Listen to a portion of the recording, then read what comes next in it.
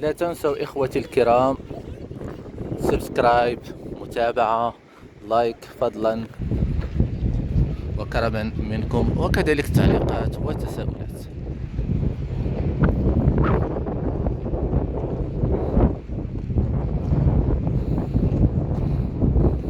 هنا أمواج عالية.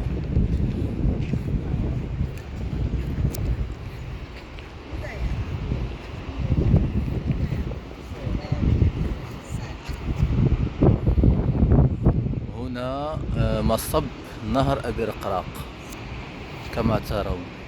هذا هو المصب نهر أبي رقراق في المحيط الأطلسي. هو هذا. اليوم علو الموج تقريبا 3 أمتار، ليس عاليا، 3 إلى 4 فقط.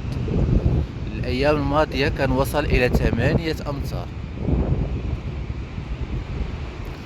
وكانت يعني الأرصاد ديال الميتيو داروا نشر إنذاري عدة مرات.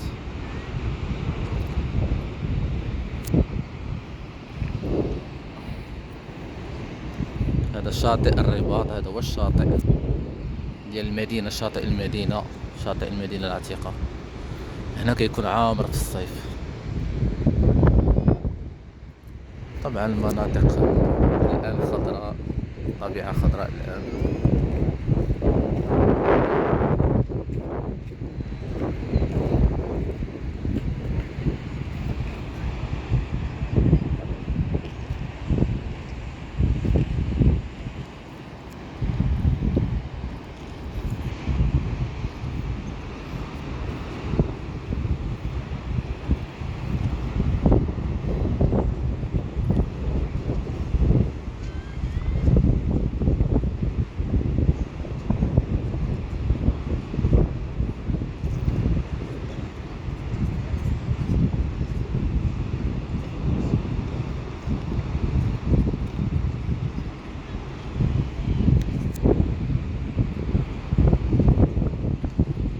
هذيك مدينة سلا كما تظهر من هناك، وهناك المرسى الصغير كما يظهر، مرسى الصيد.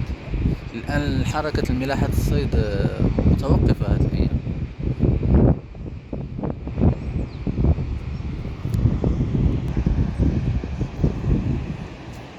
منظر رائع من هنا كما ترون.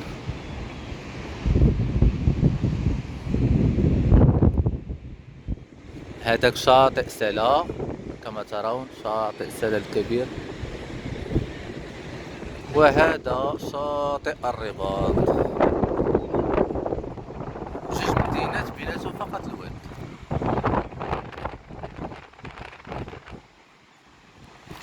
المنطقة ممتلئة بالسياح. انظروا انظروا،